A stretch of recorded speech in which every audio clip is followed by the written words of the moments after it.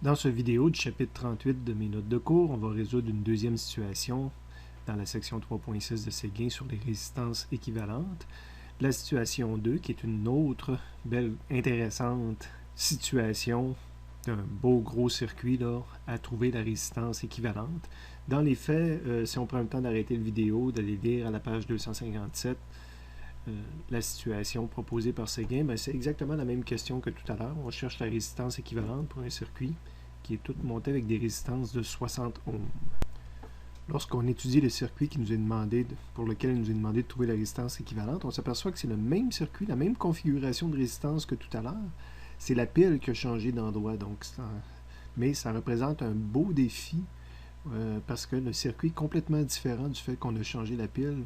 La résistance équivalente est complètement différente, je devrais dire.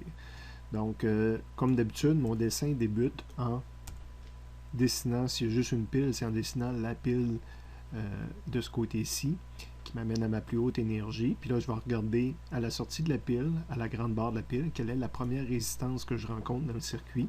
Je rencontre une résistance unique qui est R3. Regardez le circuit proposé dans le livre de Séguin. Imaginez-vous que vous avez traversé R3. Qu'est-ce que vous avez le choix de faire maintenant? C'est de passer à travers deux chemins possibles. Soit que vous vous en allez vers la résistance R2, soit que vous vous en allez vers la résistance R4. Après ça, il faut décider de dire, je vais regarder d'un côté et de l'autre. Si on décide qu'on a regardé du côté de R2, suivez le chemin, vous allez passer à travers une résistance R1, vous allez passer à travers une autre résistance R7. Vous allez vous trouver à, si on veut, après avoir passé R7, vous êtes capable de retourner à la pile. Donc ça, je viens de faire une boucle du circuit complétée. De l'autre côté, j'avais décidé de passer par R4. Je m'aperçois qu'après avoir passé R4, ça ressemble à tout à l'heure, j'ai le choix de passer dans R5 ou encore de passer dans R6. Et après avoir passé soit dans R5, soit dans R6, regardez le dessin dans Séguin, on est capable de revenir à la pile. Donc, je devrais me faire un chemin qui me permet de revenir à la pile. Donc, c'est mon nouveau circuit à l'air de ça. Et encore une fois, on nous demande d'arriver à remplacer tout ce circuit-là par une seule résistance équivalente. Je continue en vous rappelant ma méthode. Moi, je pars de la pile, puis je regarde si je commence par quelque chose en série ou quelque chose en parallèle. Pour moi, je commence avec quelque chose en série R3, en série avec le reste du circuit. Okay? Pour faire la différence, parce que là, à la date, nos deux exemples commençaient par une série, ça aurait été différent si je tasse momentanément R3, je la sors du circuit, puis regardez, la première chose que j'aurais rencontrée, ça aurait été du parallèle. Donc, ma première formule que j'aurais utilisée, j'aurais dit j'ai deux choses en parallèle. Une résistance équivalente à ces trois résistances-là, en parallèle avec une autre résistance équivalente. Ma stratégie aurait commencé de cette façon-là.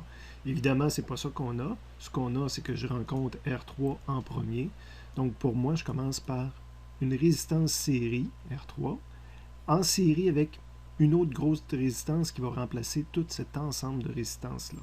Donc, c'est le premier dessin que j'ai fait ici. J'ai dit j'ai R3 en série avec le reste du circuit.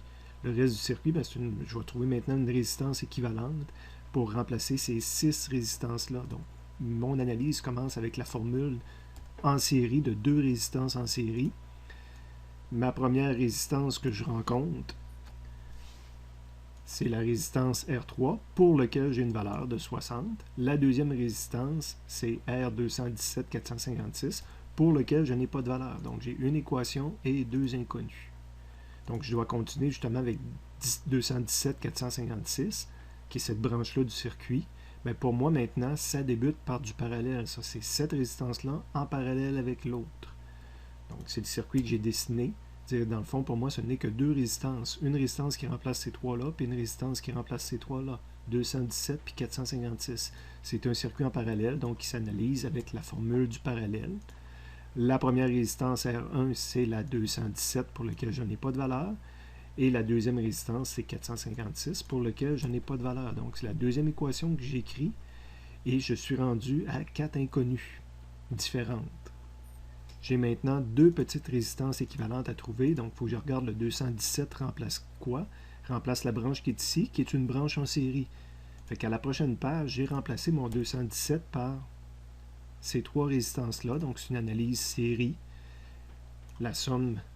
Je ne peux pas prendre la formule à 2 résistances parce que j'en ai 3, donc c'est la somme de plusieurs résistances. La première résistance que je rencontre, R2 qui est une valeur connue, R1 qui est une valeur connue, plus R7 qui est une valeur connue. Troisième équation à 4 inconnus. Je reviens en arrière pour voir c'était quoi que j'étais en train de faire. J'étais en train de remplacer le R217. Il me reste le R456 qui n'a pas été analysé, qui va venir remplacer ça. Donc, la branche que je veux remplacer commence par une série, une résistance, en série avec autre chose. Fait que c'est R4 en série avec 5, 6. D'ailleurs, on l'a fait dans le problème précédent, ce genre de configuration-là. Donc, c'est R4 en série avec R56. Donc, c'est une formule série. Et la première résistance de cette formule série-là, c'est R4, valeur connue de 60, plus la deuxième qui est R56. C'est la même configuration que tout à l'heure. 56, c'est une configuration parallèle. Donc, la formule en parallèle. Le R1 de la formule, ben, c'est R5 qui est une valeur connue, puis le R2 de la formule, c'est R6 qui est une valeur connue. Donc tout à l'heure, on ne l'avait pas mentionné, mais j'avais écrit ma quatrième formule, mais j'avais une nouvelle inconnue dedans, donc 5 inconnus. Puis là, j'ai écrit ma cinquième formule sans augmenter mon nombre d'inconnus, 5 inconnus. Le problème est terminé. Il reste à rentrer ces 5 équations-là dans une calculatrice ou à faire des manipulations mathématiques, des calculs intermédiaires pour trouver les résultats. Remarque, je reviens vous montrer le circuit globalement.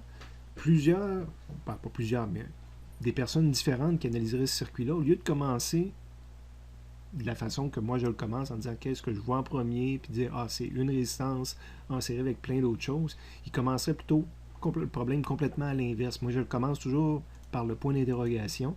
Ben, les autres déjà ils diraient ben, avant de commencer à penser à résistance équivalente, je vais remplacer ce parallèle-là par une résistance. C'est la première chose qu'il aurait fait. Puis là, ça, un coup remplacé, ça devient 2 résistances en série. On se trouve à faire les mêmes calculs. Ça, je vous dis, on prend des chemins différents, mais on va faire le même nombre de calculs, on va faire appel au même concept. Il n'y a pas de secret. Moi, ce que je fais, c'est que je pars du point d'interrogation, je pars de ma pile, puis je dis, ben, ah, j'ai une résistance en série avec une autre résistance. Après ça, je dis, ben, cette autre résistance-là, c'est 2 résistances en parallèle. Cette grosse résistance-là avec cette grosse résistance-là. Cette grosse résistance-là, c'est 3 résistances en série, ça c'est simple pour moi. Cette grosse résistance-là, c'est une en série avec une autre en série, quoique celle-ci, c'est une résistance qui est en parallèle. C'est le processus que j'utilise. Il faut, dans la vraie vie, si vous choisissez de travailler autrement, pas de problème, mais là, si vous voulez me présenter le problème à l'examen, il va falloir que ça ressemble à ça.